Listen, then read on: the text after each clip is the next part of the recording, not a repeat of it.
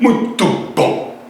Eu ainda estou querendo falar um pouco sobre o alicerce, a base, o alicerce teórico de referência do qual esse trabalho está alicerçado. Bom, eu sei, você sabe, todo mundo sabe, que existem posições discordantes ainda nesse momento sobre questões técnicas da pandemia, sobre a reclusão e esse binômio assim, de distanciamento social versus recuperação econômica. Uns defendem, não, vamos acabar com o isolamento, vamos trabalhar, outros cuidar com o isolamento. O número pode crescer. Bom, eu quero deixar claro que, como médico, eu estou absolutamente concordante assim, com as instâncias nos órgãos de medicina oficial do país. Perfeitamente confortável com a Organização Mundial de Saúde, com o CRF, com o CRM, de que a principal medida nesse momento é sim o isolamento social.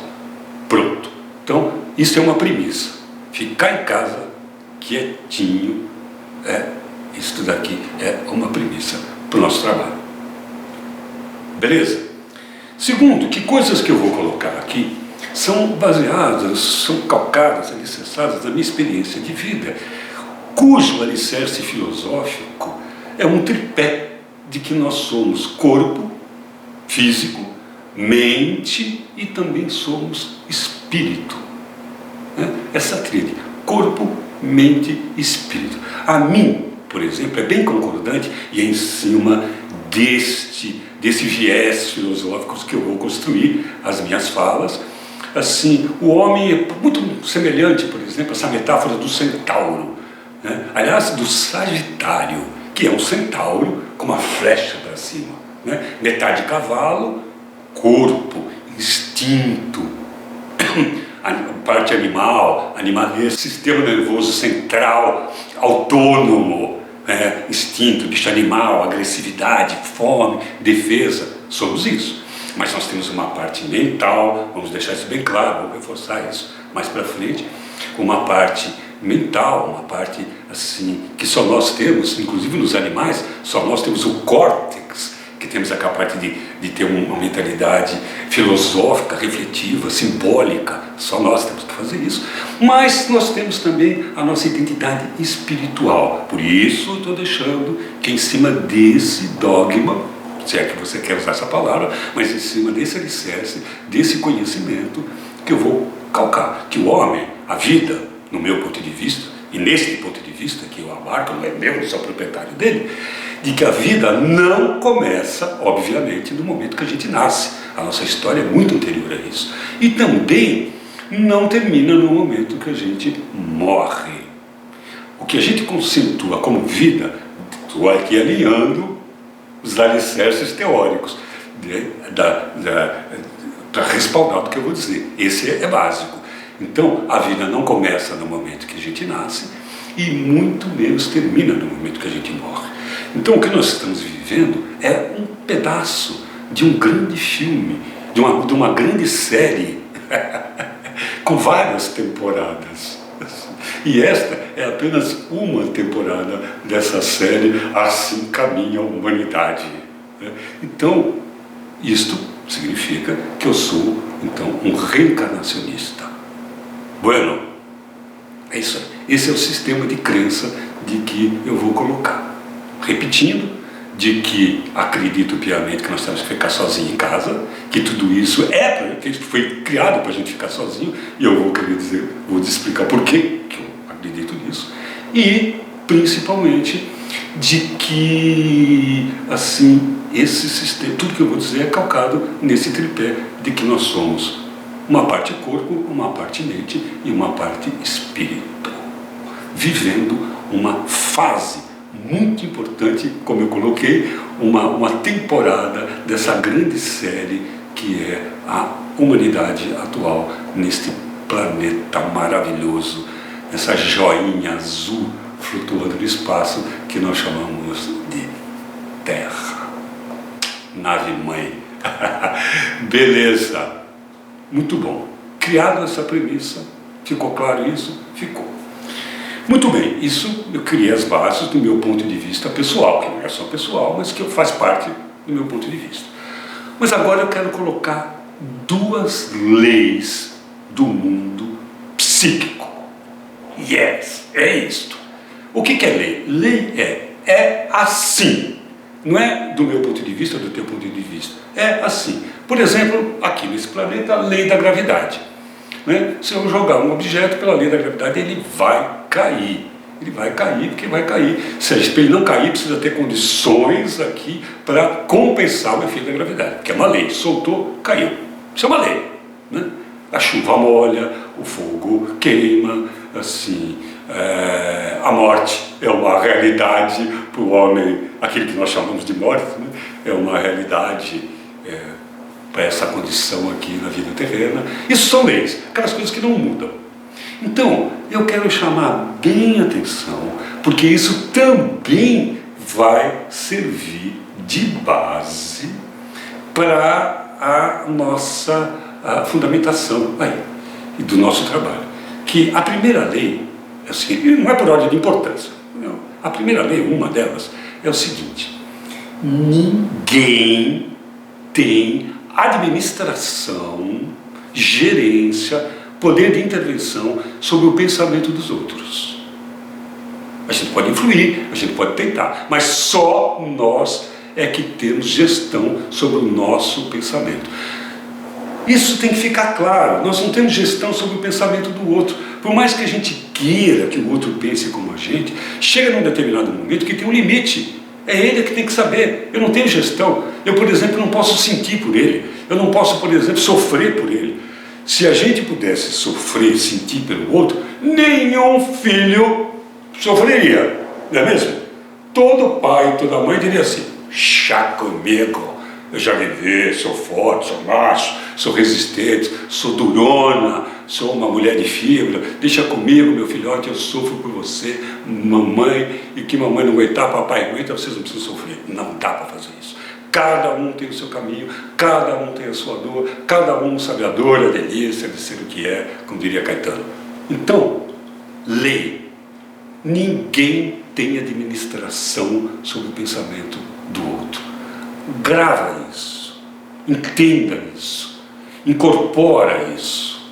Nós não temos gestão sobre os outros, só sobre nós. Lei. A segunda lei, como eu disse, não tem primeira e segunda, a outra lei, tão importante quanto é: nós estamos condenados, ou nós estamos premiados a viver eternamente na nossa própria companhia. É isto, né? Se você tem um sistema de crença de que a vida começa quando você nasce e termina quando você morre, tudo bom. É uma lei aí.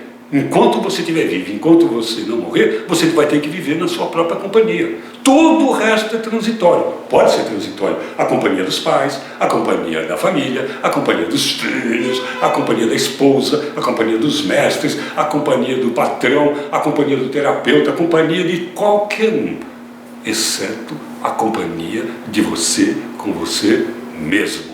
Isso não tem jeito. Para onde você for, você vai estar junto. Na verdade, como é que chama o cara? Existe uma música que eu acho muito legal, que se chama assim: Eu Tentei Correr de Mim. E que a música diz assim: eu tentei correr de mim, mas aonde eu ia, lá eu estava. Eu tentei acordar e me deixar dormindo, mas não teve jeito. Quando o calcanhar chegava, o dedão do pé já tinha ido. Não tem jeito. Nós temos que viver com a gente mesmo. Se você, como eu, acredita que a vida é muito mais ampla do que nascer e morrer, continua, só fica mais grave essa história, que nós vamos estar eternamente mesmo na nossa própria companhia. Nem a morte resolve essa questão, porque a morte não existe. Faz parte desse sistema teórico aqui, da base teórica. Não existe a morte. Morreu para lá, nasceu para cá. Morreu para cá, nasceu para lá. É sempre um nascimento. Não existe a morte. Não existe a morte, só existe a vida. Essa condição é uma condição especial para o nosso estágio de evolução espiritual e entendermos as oportunidades de aprendizados. Então, é como é. Mas dentro disso é como é, existe essa lei que nós estamos condenados ou premiados a viver eternamente na nossa própria companhia. Olha que legal. Então, a função precípua do homem nesse planeta é conhecer a si mesmo. Não tem outro jeito, é se dar bem consigo mesmo, é corrigir o que está errado, né? E ampliar aquilo que está certo, num constante crescimento, um constante florescer, evoluir, como a natureza mostra que tudo é assim. Começa meio indefinido, meio assim misturado meio com tudo, começa a se diferenciar, mostra a sua individualidade, vai crescendo, flora, mostra que veio aquela exuberância, depois começa a amadurecer, começa a murchar e morre, deixando uma semente para continuar numa aparente morte. É assim, não é? É assim. Então, se a gente entender que não tem por onde escapar, nós vamos entender que a principal função é conhecer melhor a si mesmo, entender todo esse movimento e entrar numa espiral constante de evolução. E essa evolução não é social, essa evolução não é financeira, essa evolução não é cultural, essa evolução não é intelectual, filosófica. Essa espiral evolutiva é consciencial, é de consciência. Tornando mais consciente, entendendo tudo e conseguindo ver cada vez mais a perfeição em tudo que aparentemente está caótico e errado. Essa é a nossa função. E como é que nós podemos realmente crescer nesse estado de consciência? Usando essas duas leis. Eu não tenho outra coisa para fazer a não ser ampliar a minha consciência, porque só eu posso fazer isso. Ninguém pode fazer isso por mim. Os livros, os filmes, as aulas, os mestres podem me instrumentalizar. Mas só eu é que posso pegar tudo aquilo que eu aprendi e transformar isso em evolução de consciência.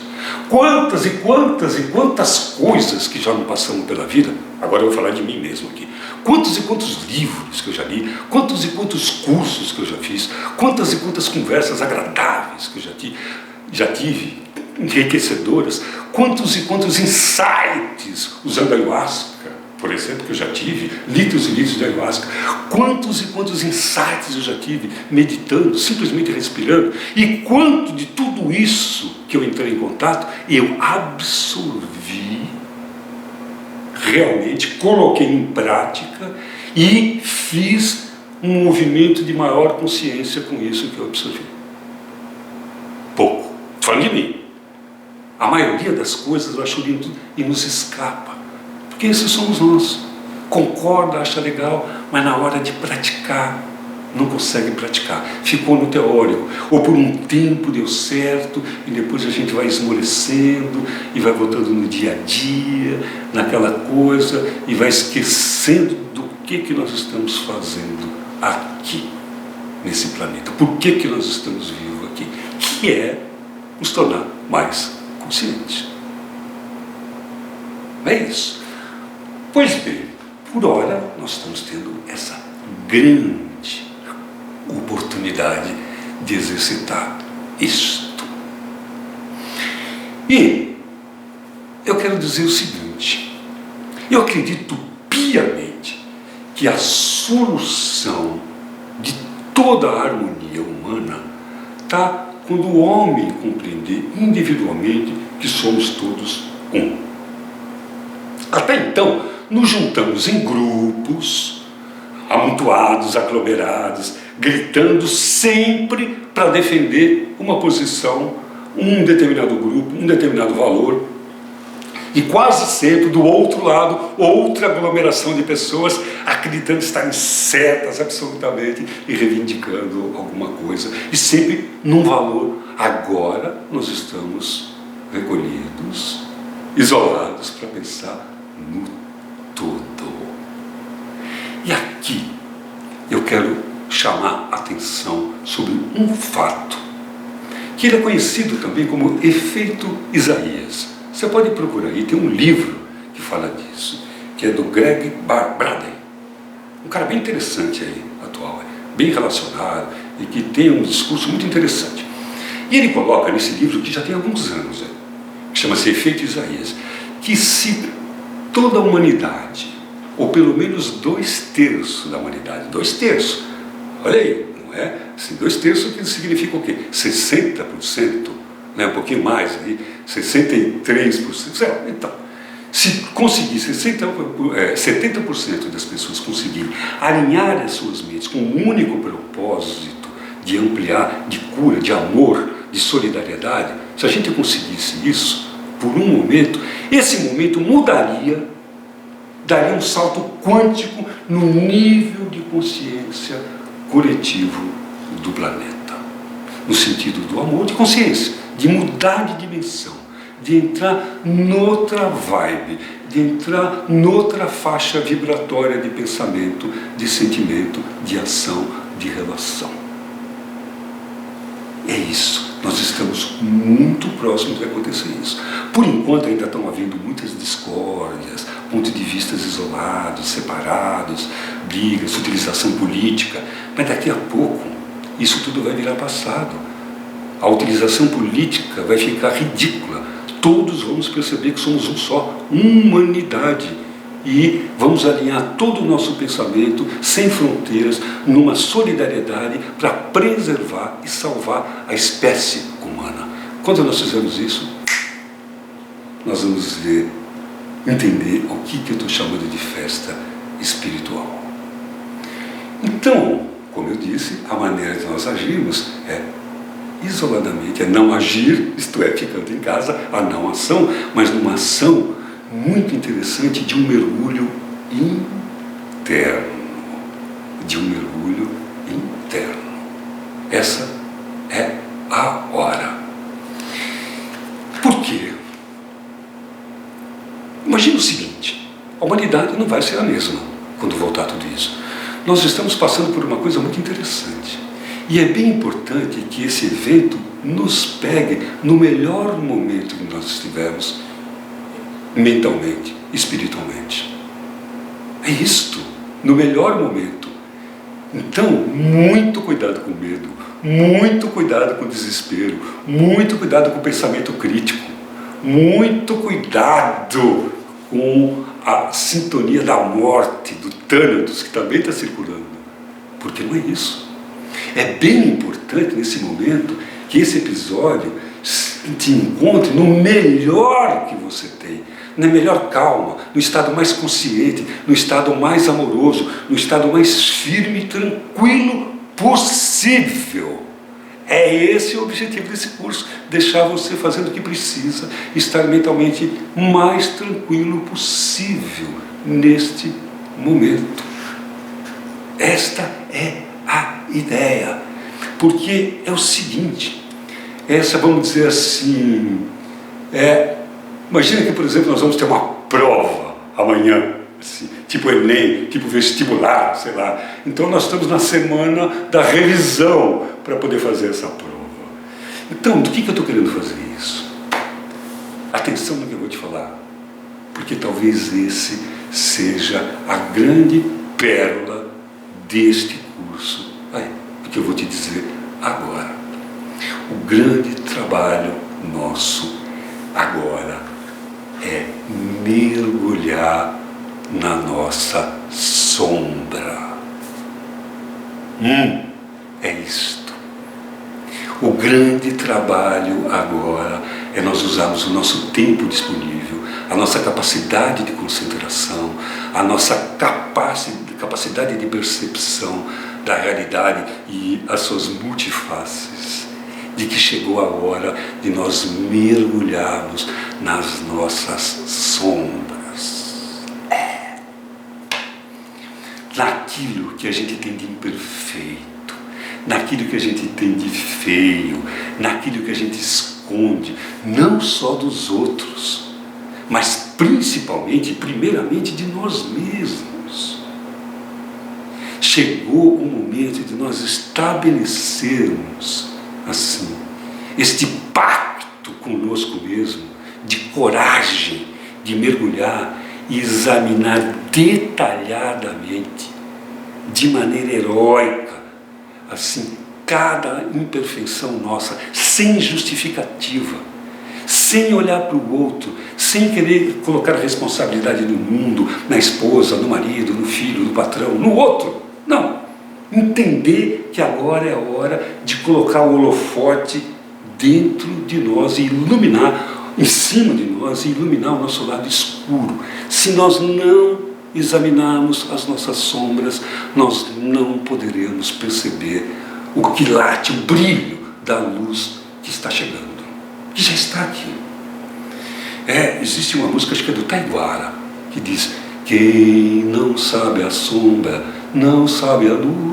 Quem não conhece a sombra, não sabe a luz. Perfeito, Taiguara. E agora, a sombra não é a sombra do mundo, não é a sombra do presidente, não é a sombra daquele que discorda de mim, não é aquele que tem um outro ponto de vista, não é a sombra da imperfeição do sistema de saúde pública, não é a sombra daquele cara que quer passar na minha frente, daquele cara que quer furar fio, é a minha sombra. Até porque nós somos todos muito parecidos, muito parecidos. A diferença entre o homem mais violento, mais terrível, mais maldoso, e do cientista, do homem mais bondoso, brilhante, é muito pouco. O grau de consciência entre eles não tem grandes diferenças. Nós estamos muito longe ainda da verdade. Então, agora é a hora de mergulhar dentro desse sistema pessoal e lidar com a própria sombra. É desconfortável? É desconfortável. Tem como de melhorar esse desconforto? Claro que tem. É só entender de que todo mundo é assim. Não sou só eu. O duro é quando você se sente deslocado no meio de pessoas e assim que parece que estão tudo bem, só você que está mal. É você ser pobre no meio de rico. Você é pobre no meio de pobre, você nem percebe que é pobre. Porque a gente tem essa mania de se comparar um com o outro. Então, já que é assim, entenda que a gente não tem mais que se comparar, porque todo mundo é muito parecido. Cada um está resolvendo o seu porão, o seu lixo, a sua lama, a sua sombra. E de fato, não tem uma pior ou uma melhor. Pelo contrário, aquelas que a gente acha que é a sombra dos outros, que é aquelas que mais nos incomodam, é porque elas têm um respaldo vibratório, uma ressonância, assim, uma familiaridade com aquilo que nós temos dentro de nós. Então, chega desse pensamento crítico, chato, babaca, inoportuno e ineficiente de ficar apontando o dedo para os outros, para essa visão, para aquela visão, para aquele... Não é mais hora. Agora é hora de cada um mergulhar dentro das suas próprias imperfeições, tendo isso como um movimento natural, como uma característica natural dessa fase da humanidade, né?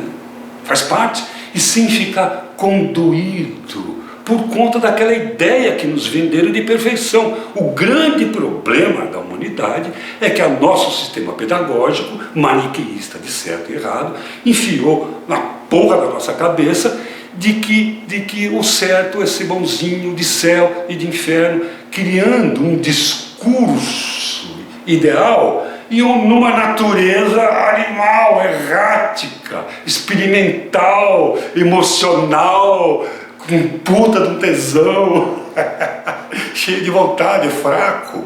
Então, esse discurso altamente espiritual, dentro de uma realidade material, criou uma dicotomia que nós queremos mentira. Então chega a hora de parar com essa mentira e perceber quem realmente nós estamos. Porque nós somos mesmo a luz, mas como nós estamos.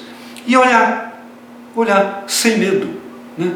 Sim, porque o medo paralisa. Aliás, assim, eu diria sem medo não, diria com coragem. Porque a coragem não é a ausência de medo, porque dá medo de ficar abrindo e vendo os esqueletos do nosso armário, que tem um monte de coisa lá que nos choca, que nos assusta. Eu queria que aquela pessoa morresse, eu fiquei com vontade de fazer aquilo, aquelas coisas terríveis que a gente não confessa nem pra gente. Foi mesmo. Então, começar a olhar isso, começar a aceitar como uma coisa que é hora, faz parte, todo mundo é assim, sem sofrimento, só com consciência e sem aquela coisa de querer tirar o holofote de si mesmo. Porque a gente aprendeu, como eu disse desde o começo, de certo e errado. Agora acabou isso. Agora chegou o momento de mergulhar aqui. Você já ouviu várias vezes que quando a pessoa está muito próximo da morte, passa aquele filme, toda a vida que ela passou à frente? É mais ou menos isso. Nós estamos assim, num momento de morte, de um tipo de consciência coletiva. Então é o momento da gente refazer tudo aquilo que a gente pensou. E principalmente nos quesitos de erro, de sombra. E ter a coragem de conhecer tudo isso. Nós precisamos estar preparados para que quando chegar um novo momento de reconstruir um novo mundo, nós estamos mais limpos, nós estamos mais preparados, nós estamos mais modificados, resetados, assim como fosse o velho aparelho recebendo agora um novo download, aliás, um novo sistema operacional, dando um download no, sei lá, como é que chama lá, no iOS dele, no Android dele, mudando todo o seu sistema de processamento. E para isso a gente tem que olhar para a gente mesmo. É isso, olhar a sombra. Ficou claro isso? É isso. Então, eu quero te ensinar daqui para frente algumas dicas de comportamento mental para que a gente aquiete o pensamento, diminua então a nossa ansiedade e comece a criar um hiperfoco em nós mesmos e especialmente para enxergar as nossas sombras. É isto. Simples. É fácil? Não. Não é, porque durante todo o tempo nós vamos ter, por conta de tantos anos trabalhando sobre o domínio da sombra, vamos ter desejos de fugir, de achar chato, de criar uma coisa fantasiosa e querer escapar desse trabalho de consciência. Só que é o seguinte, nós estamos nesse momento em liquidação. É o que eu chamaria de xepa espiritual. Como assim? O que é uma xepa espiritual? Você conhece a xepa da feira? O que é isso? 7h30 da manhã, 8 horas da manhã, sei lá, nunca vou na feira. Bom, mas enfim, 7 horas da manhã, você compra um mamão, vai comprar um mamão, o mamão está lá, sei lá, não tenho a menor ideia quanto custa o mamão. Mas vamos lá, R$5 custa o mamão. Bonitão, R$5. Tá? 11h30, meio-dia, no fim da feira, o mesmo mamão, ele vai custar, sei lá, 50 centavos. Custava, sei lá, R$5, agora está custando 50 centavos. E é o mesmo mamão, o que aconteceu? Fim de feira, xepa. A feira vai acabar. Esse mamão que não for vendido vai acabar estragando, porque não vai dar para amanhã, para o dia seguinte, que vai vencer. Então agora liquida, é mais legal a gente vender por um preço mais barato, porque vai perder, parará. Nós estamos passando por uma coisa assim, xepa espiritual. O que eu estou querendo dizer? Nós estamos no fim da feira humana. Que louco isso, né? O fim da feira humana. Então, os preços são mais baratos agora. O que significa? A humanidade está com uma urgência de dar esse salto de consciência tão grande, no agora, que então criou-se uma liquidação. É muito mais fácil nós criarmos consciência agora do que há 10 anos atrás, do que há 2 anos atrás. Nós estamos num momento agora que o processo de consciência vem numa grande onda junto com todas essas mudanças. E é isso que eu estou te propondo a entender e aproveitar essa onda que vem vindo agora. Aproveitar essa liquidação. Uma mão espiritual está custando 50 centavos agora. O que eu quero dizer? É muito mais fácil, simples, tranquilo, a gente incorporar, instalar um sistema de meditação, de consciência, de autoexames, hoje, nessa época, do que um tempo atrás, porque nós contamos com a coadjuvância energética, vibratória, de todo o planeta, concorrendo para que isso aconteça no maior número de pessoas, num menor prazo de tempo. Então, pense numa oportunidade rara da nossa vida. é essa que nós estamos vivendo agora, presente, este momento de pandemia. E quando eu estou dizendo de uma oportunidade rara, eu estou convidando, inclusive, uma reflexão para os reencarnacionistas, que não é uma oportunidade rara desta vida, da vida do Wilson Gonzaga, da vida do Zé de Almeida. Não! É de todas as vidas que nós já tivemos um bom tempo nesse ciclo dentro desse planeta. Nós viemos de outros planetas, já tivemos tantas outras experiências. É isso. Mas dentro da história nossa, com este planeta, com essa grande joia azul aqui no planeta, essa Merkabah chamada planeta Terra aqui, então é única. De todas as encarnações que nós tivemos, esta é especial, porque não é mais uma história pessoal, é uma história da raça, da espécie humana. Isso é do cacete, do caramba estar vivenciando isso agora, meu compadre.